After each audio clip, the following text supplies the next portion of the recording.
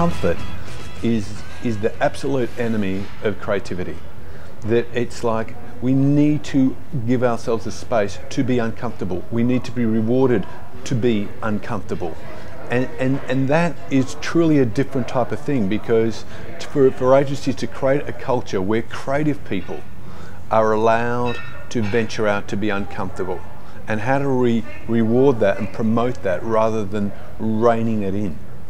We've got to, if we are not an innovative culture, we are going to get done, because technology is obviously becoming so innovative. The consumers are becoming so innovative, and if we, the ad industry, are not truly innovative, rather than we're innovative in a very small space, in a very small ad space, rather than allowing ourselves to be truly innovative and allowing much more talent from the outside to come in, and us realizing we don't all as creative people have to be creators, we can be cultivators of interesting shit, and allowing ourselves the space for that to happen.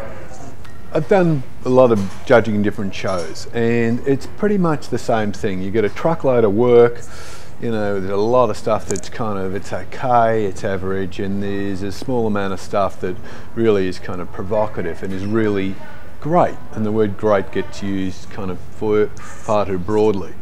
And the thing that's kind of frustrating me a bit is that the judging of shows, we've done it the same way, and we're judging the same things for years and nothing changes. But the marketplace is changing so much, and what's an idea is changing so much, and what is an advertisement, and how useful is advertising, and how much do people even value advertising. We're not really looking at that. We don't have the, for some reason it doesn't seem like we've got the balls to really shake it up and do some things really differently. And I think we should be judging ourselves differently, and I think we should be valuing ourselves differently, because I think consumers value advertising differently because the amount of change and the amount of choice and their experiences.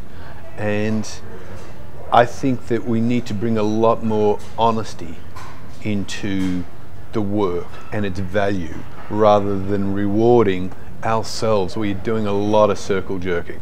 A lot of, you know, that's good and we kind of know who's done it, and that's funny, that's hilarious, that's entertaining, but are we really thinking, is this something that is going to build a brand? Is this something that builds the relationship? Is this something that builds trust?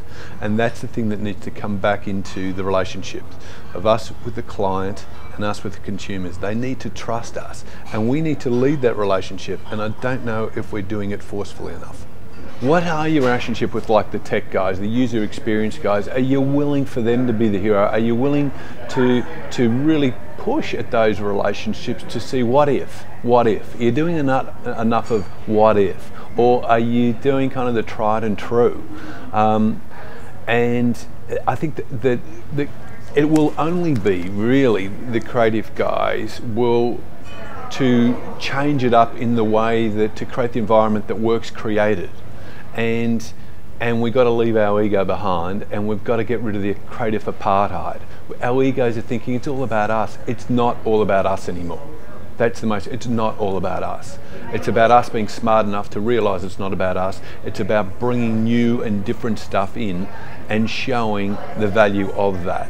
That's where we've got to have the confidence and courage to be with change. And that's the thing is, are you really allowing yourself to step into the vulnerability of real change in the way that you work and what your value to it is?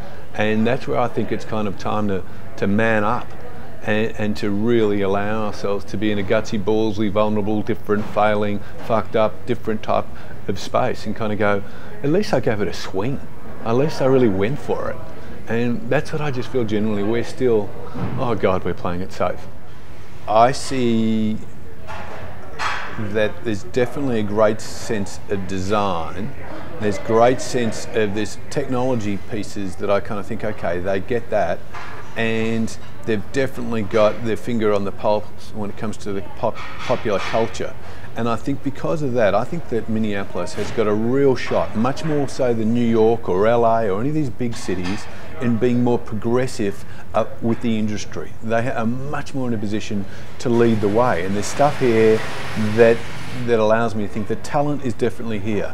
I think that they just got to find a way, how do they break out of the structure and the operational stuff that confines them, to allow themselves to show the industry there's a way where it can be done differently, where we can all actually go forward.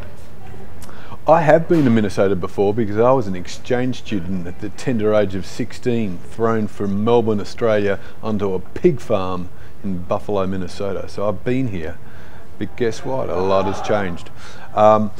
So really I'm coming here kind of looking at it afresh, and I'm kind of surprised, I have to admit. That might sound a bit patronizing, but I just think it's kind of fresh. I like the general vibe that it's got a lot of cool shit going on.